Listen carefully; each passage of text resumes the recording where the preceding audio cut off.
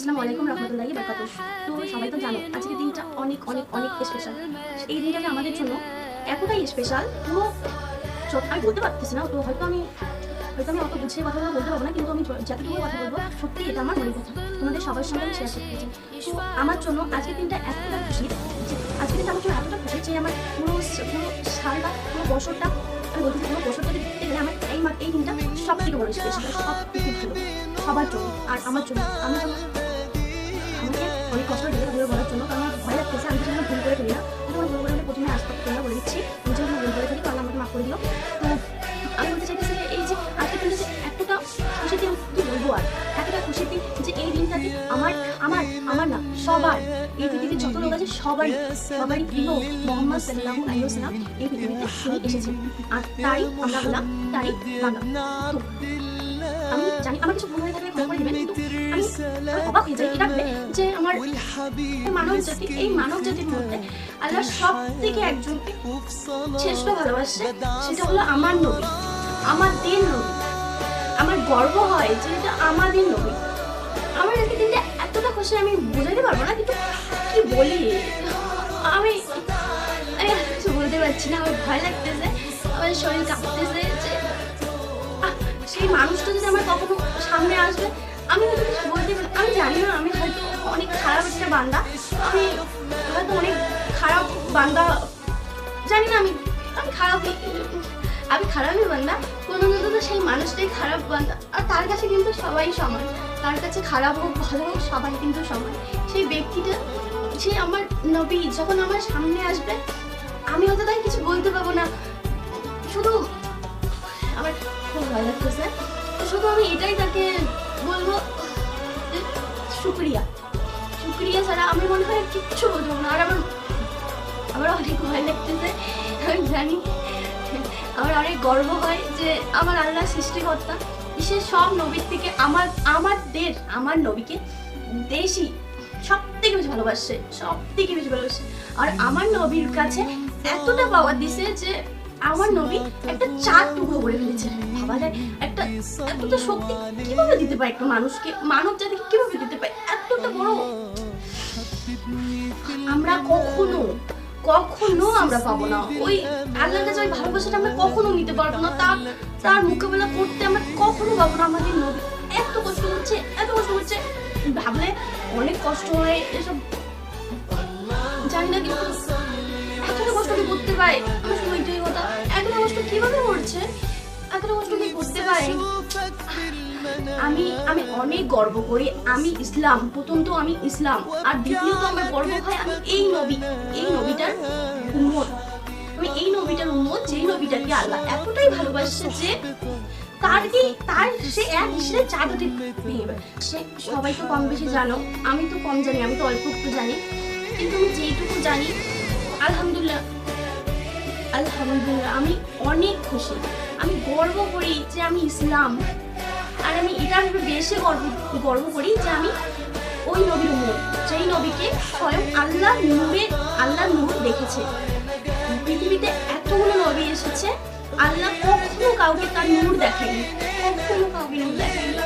তবে আমার এই নবীটাকে আল্লাহ তার নূর দেখাইছে।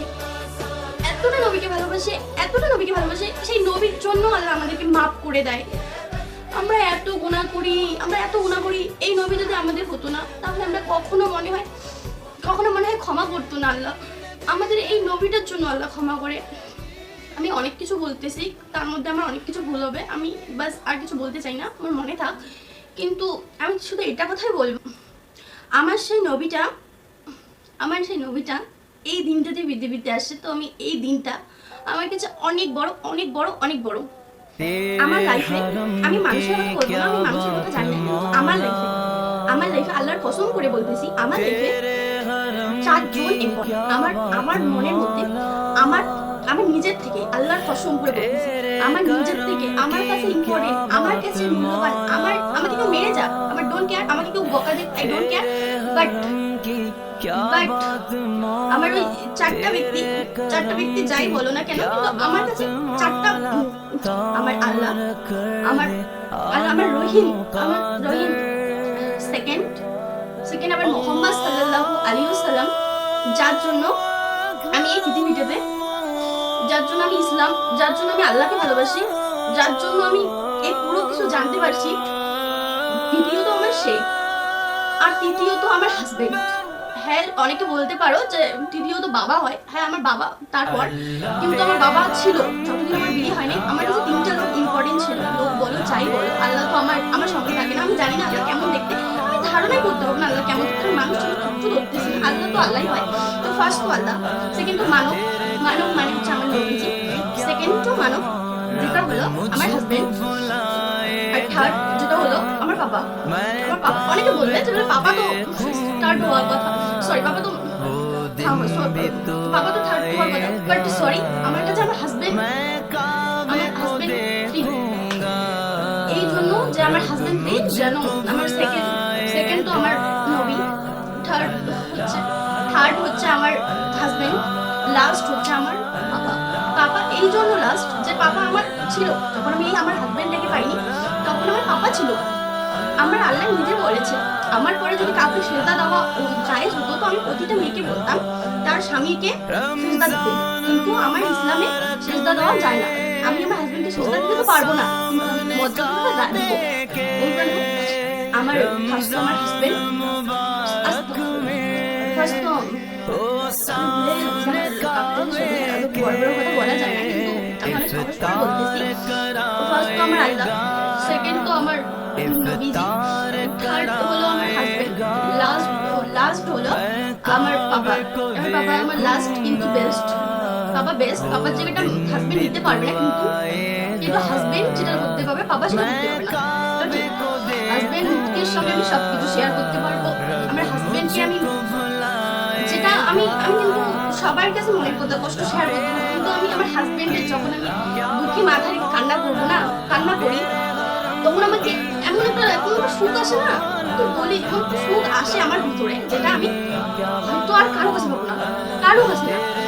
আর আর সেকেন্ড তো আমার হাজবেন্ডকে আমি ফ্রেন্ডলি থাকি, আমার হাজবেন্ড আমার বন্ধু, আমি সবকিছু শেয়ার করি, সবকিছু বলি, তারপর এভরিথিং সবকিছু আমার হাজবেন্ডের সঙ্গে চলে। আর থার্ড তো সে আমার কখনো কম করবে না, কখনো না। আর লাস্ট তো আমি তাকে আমার আল্লাহর জন্য ভালোবাসি, আমার আল্লাহর জন্য ভালোবাসি। আর আল্লাহ আমার আল্লাহ বলেছে বলে আমি তাকে এতটা মর্যাদা দিই। আমার আল্লাহ যদি বলতো না আমি তাকে হয়তো এতটা ভালোবাসতাম না, কিন্তু আমি আল্লাহকে শুকরিয়া বলি যে আল্লাহ আমাকে এই পারমিশনটা দিছে যে আমার স্বামীকে আমি সবসময় বেস্ট রাখি। আমার জীবনে আমার আগে এই চারটা মানুষ ইম্পর্টেন্ট বেশি, তারপর ফাইভ আমি নিজেকে ভালোবাসবো, এদের সবার পরে আমি নিজেকে নিয়ে যতদিন আমি বাঁচবো নিজেকে নিয়ে ভাববো। হয়তো আমি কিছু খারাপ বলি যে আমার হাজবেন্ডকে খারাপ লাগে যে তুমি তোমারটাই ভাবো, বলতেছি আমার হাজবেন্ড কোনো সব বলে না, একটু রাগে মাথায় বলে থাকে, কিন্তু আমি আজকে আমার মনের কথা বলতেছি। আমার কাছে আমার এই আল্লাহ আর আমার নবীর পরে আমার হাজবেন্ড, আমার আল্লাহ যদি বলে, আমি বলতেছি আমার আল্লাহ যদি, আমি তো জানি আমি অনেক গুনাহগার, আমার আল্লাহ কোনো বলবে না, তাও আমি এটা বলতেছি আমার আল্লাহ যদি আমাকে কখনো বলে না যে বলে তুমি তোমার নবীজির জন্য জান দিয়ে দাও, আবার আমার যদি আল্লাহ বলে না যে বলে তুমি তোমার হাজবেন্ডের জন্য জান দিয়ে দাও, তাহলে কারণ আল্লাহ আদেশ করছে, আমার কোনো করার নেই, আল্লাহ আদেশ করছে, এটাই আমার থেকে খুশি আর কিছু না। আমার আল্লাহ যদি এটাও বলে না যে তুমি তোমার পাপার জন্য জান দাও, আমি খুশি, আমি তাও দিয়ে দেবো। কিন্তু আমার আল্লাহ যদি আমার বলে যে আমার জন্য জান দাও, আমি তো এক সেকেন্ডের কম যদি কিছু থেকে থাকে তাও না, আলহামদুলিল্লাহ আমি ভাববই না। আমি তো চাই আমি ইসলামের পথে আমি আমার জন্য মৃত্যু হয় আমি নামাজে বসে কিংবা আমার স্বামীর কোলে, বাস এই দুইটা আমার উইশ। আর আমার একটাই উইশ, আমি যেন আমার স্বামীকে ছাড়া একটা দিনও শুনি, এটা আমার উইশ। আমি আমার জন্য স্বামীকে ছাড়া একটা দিনও না, আমি আল্লাহর কাছে এটা উইশ করি, ইনশাআল্লাহ আল্লাহ আমার উইশগুলো কবুল করে নেবে। কিন্তু আমি বলতেছি আমি দুনিয়া সবাইকে ছেড়ে থাকতে পারবো, বাস আমার স্বামীকে ছাড়া আমি জানি না এটা কি, এটা আমার একটা মায়া, এটা আমার মায়া।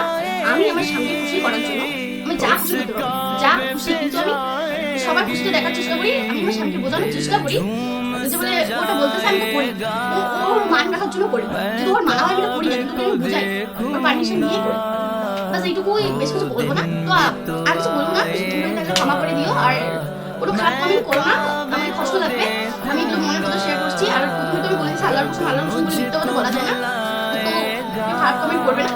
তো ভিডিওটা এখানে